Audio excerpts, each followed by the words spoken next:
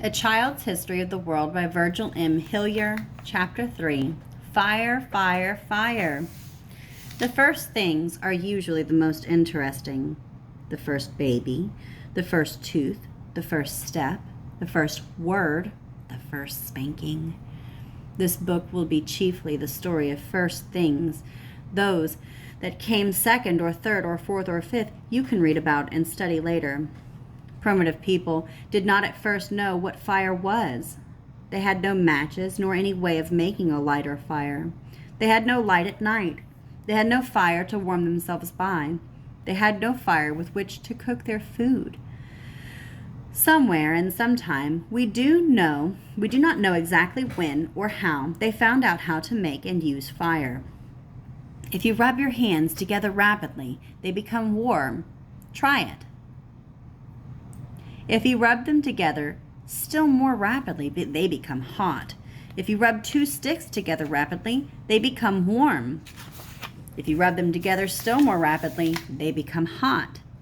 If you rub two sticks together very, very, very rapidly, they become hot, and at last, if you keep it up long enough and fast enough, are set on fire.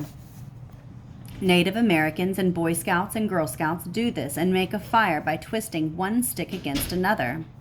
This was one of the first inventions, and this invention was as remarkable for them at that time as the invention of electric light in our times.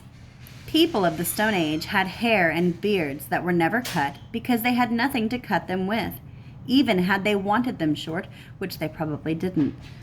They had no clothes made of cloth, for they had no cloth and nothing with which to cut and sew cloth if they had.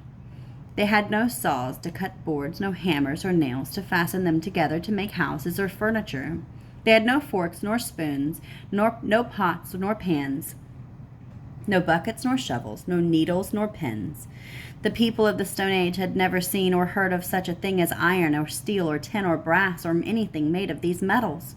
For thousands and thousands of years, primitive people got along without any of the things that are made of metal. Then one day a Stone Age man found something by accident. A discovery, we'll call it.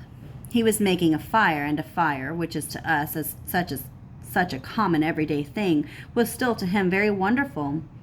Round this fire he placed some rocks to make a sort of campfire stove. Now it happened that this particular rock was not ordinary rock, but what we now call ore, for it had copper in it. The heat of the fire melted some of the copper out of the rock, and it ran out onto the ground. What were those bright shining drops? He examined them. How pretty they were! He heated some more of the same rock and got some more copper. Thus was the first metal discovered. This is a caveman discovering copper. At first, people used the copper for beads and ornaments, for it was so bright and shiny. But they soon found out that copper could be pounded into sharp blades and points, which were much better than the stone knives and arrowheads they had used before. Notice that it was not iron they discovered first. It was copper. We think people next discovered tin in somewhat the same way. Then after that, they found out that tin, when mixed with copper, made a still harder and better metal than either alone. This metal, made of tin and copper together, we now call bronze.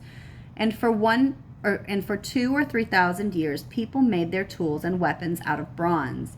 We call the time when men used bronze tools and bronze weapons for hunting and fighting the Bronze Age. At last, somebody discovered iron, and soon people saw that iron was better for most useful things than either copper or bronze. The Iron Age lasted 3,000 years. People who lived in the Bronze and Iron Ages were able, after the discovery of metal, to do many things they could not possibly have done before with only stone. You may have heard in your mythology or fairy tales of a golden age also, but by this is meant something quite different. The golden age means a time when everything was beautiful and lovely and everybody wise and good.